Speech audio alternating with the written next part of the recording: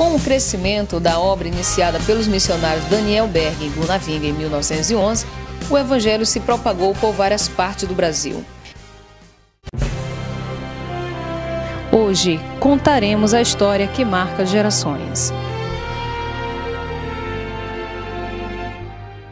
Vindo de Barreirinha, no estado do Ceará, o irmão Cardolino Teixeira Bastos e a sua família, composta de 7 pessoas, foram para Belém do Pará, onde conheceram a doutrina do Pentecoste pela convivência com os missionários Daniel Bergen e Gunnar Wingre.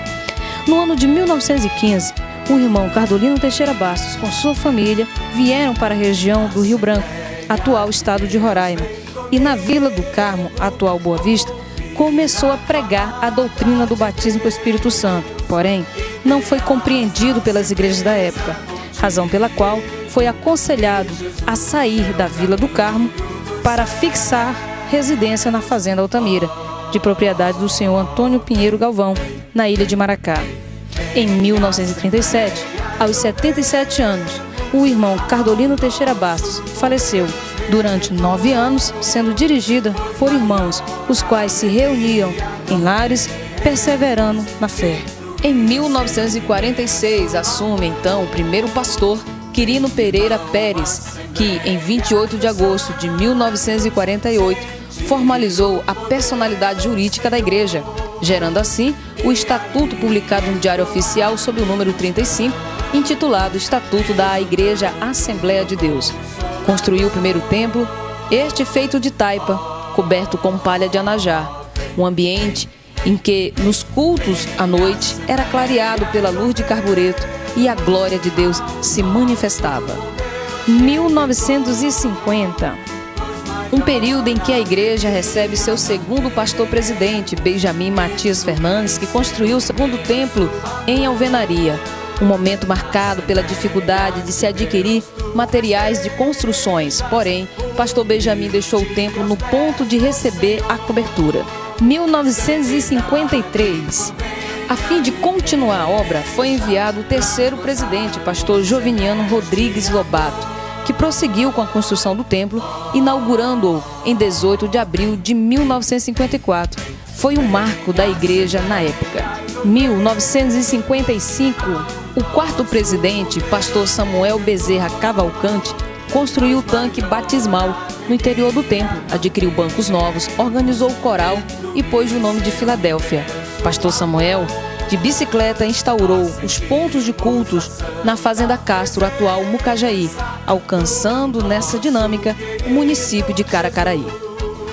Em 2 de junho de 1957, assumiu o quinto presidente, pastor Toniel Alves de Alencar, que intensificou os trabalhos dos pontos de cultos já existentes, fundando assim as igrejas em Mucajaí e Caracaraí. 1962, assume o sexto presidente, pastor Eliseu Feitosa de Alencar, que reformou a fachada do Templo Central, construiu a galeria da igreja e a casa pastoral, fundou a escola Lídia Nelson, fez missões entre os índios, consolidou o trabalho no Cantá e na comunidade do Taiano. 1965, o sétimo presidente, pastor José Guedes dos Santos, liderou até 25 de abril de 1967.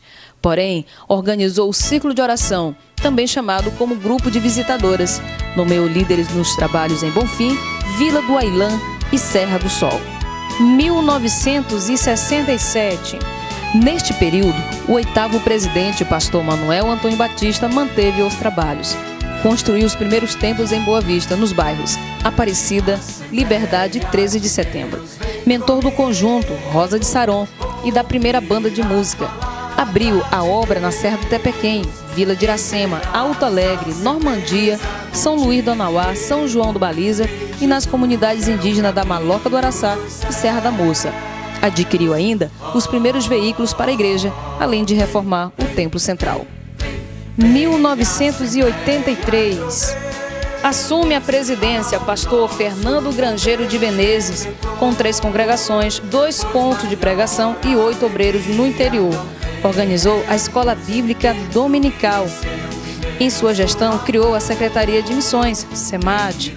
Implantou o projeto missionário na África, Venezuela, Peru e em algumas comunidades indígenas. comprou o barco Mensageiro da Paz 1 e 2, a fim de atender as comunidades do Baixo Rio Branco. Criou o programa de rádio denominado Boas Novas e manteve o programa Voz da Assembleia de Deus. Implantou ainda 81 congregações em nosso estado. Fundou o Conselho de Ministros Evangélicos, o Comevan, visando a integração entre as igrejas. Pastor Grangeiro construiu a Casa de Idosos Samuel Niston e criou o quadro de diaconisas. Seu ministério teve a duração de 14 anos e 3 meses. Faleceu com 55 anos de idade. 1997. O presidente, pastor Geraldo Francisco dos Santos, de 8 de agosto de 1997 a 9 de novembro de 1998. Durante seu ministério, separou líderes e consagrou novos obreiros. Em 1998, a igreja no estado recebe o seu 11º presidente, pastor Isamar Pessoa Ramalho, mais jovem presidente, com apenas 35 anos, roraimense, descendente de família pioneira, sendo este o primeiro pastor, filho deste estado, a assumir a igreja no dia 10 de novembro de 1998. Construiu o maior templo da região norte, com capacidade para 2.500 pessoas sentadas. Triplicou o número de templos, prima pela padronização em todo o estado. Templo em alvenaria, com ambiente climatizado e localizado nas principais avenidas em cada cidade. Implantou a primeira orquestra filarmônica. Criou o grupo de percussão feminino. Implantou no sistema de comunicação os programas em rádios, TVs, mídias sociais e página oficial na internet, a fim de propagar o evangelho ao mundo. Destaca-se ainda pelas ações no âmbito social. Minha Casa, uma Bênção, Minhas Mãos para Deus, Baby Chá Missionário e a ação missionária SOS Baixo Rio Branco. No âmbito educacional, criação do Instituto Assembleano, Escola Bíblica para Obreiros, dinamizou os trabalhos da Escola Bíblica Dominical. No âmbito político, o projeto AD Cidadania, elegendo vereadores, deputados estaduais e federais em nosso estado. No âmbito espiritual, o Minha Casa, uma Igreja, cruzadas evangelísticas, evangelismo, missões internacionais tais como Venezuela, Guiana e Panamá, missões nacionais, especificamente em todas as comunidades indígenas, serviço de ressocialização no sistema prisional. Estas e muitas outras ações virão ao longo dessa história.